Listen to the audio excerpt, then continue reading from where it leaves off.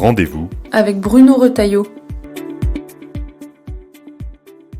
Mardi dernier, au Sénat, le gouvernement a décidé, dans le cadre d'un projet de loi organique, de faire passer un amendement pour instaurer le vote par anticipation avec des machines à voter pour l'élection présidentielle.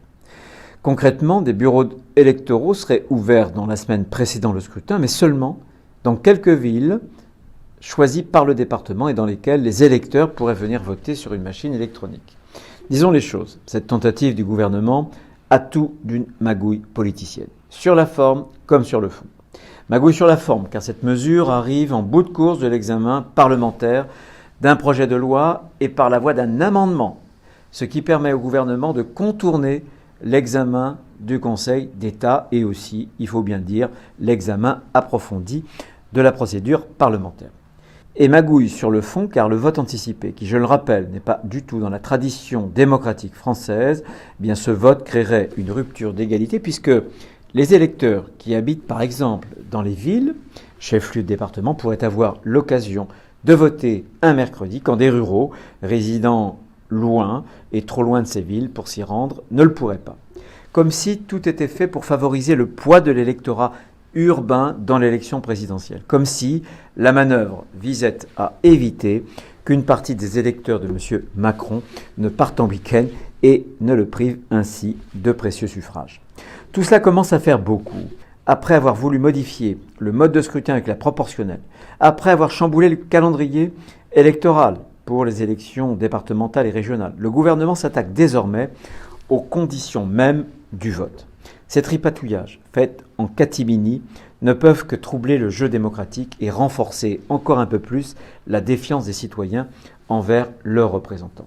On ne peut pas, avec un amendement qui tombe du ciel, ou plutôt de l'Élysée, faire n'importe quoi quand il s'agit de l'élection du président de la République, qui constitue, je le rappelle, vraiment la clé de voûte de notre édifice démocratique, sans même consulter en amont les parlementaires, les formations politiques, les maires aussi, qui participent à la bonne organisation du scrutin. On ne peut pas, après ce qui s'est passé lors des élections américaines, et sachant que certaines puissances mènent une guerre numérique pour orienter les processus électoraux dans nos démocraties, s'en remettre à des machines électroniques pour voter, qui d'ailleurs font l'objet depuis 2008 d'un moratoire. Enfin, donner la possibilité de voter avant même la fin de la campagne électorale, alors qu'un événement peut toujours survenir et modifier l'opinion des citoyens, en bouleversant d'ailleurs le contexte du vote, ne me paraît pas être une avancée démocratique, mais au contraire une forme de recul.